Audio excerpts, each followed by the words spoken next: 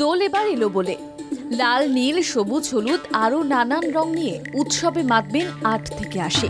তবে এই দোল উৎসবে বাজার চলতি আবির ঘিরে মানুষজন সতর্ক, কেননা বর্তমানে অধিক মুনাফা লাভের আশায় ভুরি ভুরি কেমিক্যালের ব্যবহার হচ্ছে ওইসব আবিরে, যার ফলে ক্ষতি হচ্ছে ত্বক ও শরীরের। সে কথা মাথায় রেখেই রূপান্তর মহিলা স্বনির্ভর গোষ্ঠীর সদস্যরা ভেষজ আবির তৈরি করছেন।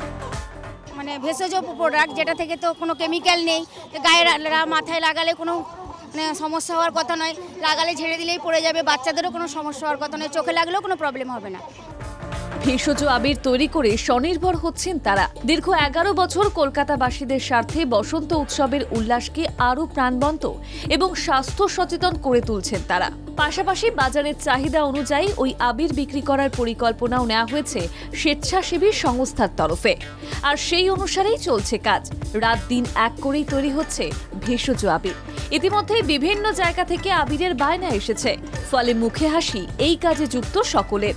আমরাই প্রথম মহিলাদের নিয়ে আরম্ভ করেছি একসাথে করব বলে। ফুল এবং ট্যালকাম পাউডার এবং এটা পুরোটাই যে পদ্ধতি বানানোর যে পদ্ধতি, এটা যাদবপুর ইউনিভার্সিটি স্বীকৃত। এই আবির তৈরির কাঁচামাল হিসেবে ব্যবহার করা হয়েছে গোলাপ, গাঁদা ফুলের পাপড়ি, বিট, গাজর ইত্যাদি, যার দ্বারা বিভিন্ন ধরনের রং এবং গন্ধযুক্ত আবির তৈরি হচ্ছে।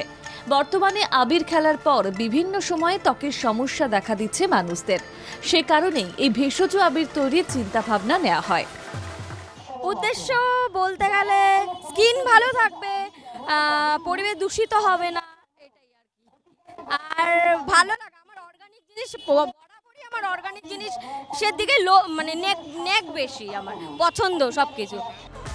ভেষজ আবির তৈরির পর বাজারজাত করার জন্য টেম্পো গাড়ির মধ্যে ৫ জন মহিলা সদস্য এই ভেষজ আবির স্বল্প মূল্যে ক্রেতাদের হাতে তুলে দিচ্ছেন। মূলত সাধারণ মানুষের সুরক্ষা ও স্বনির্ভরতার জন্যই আমাদের এই পরিকল্পনা।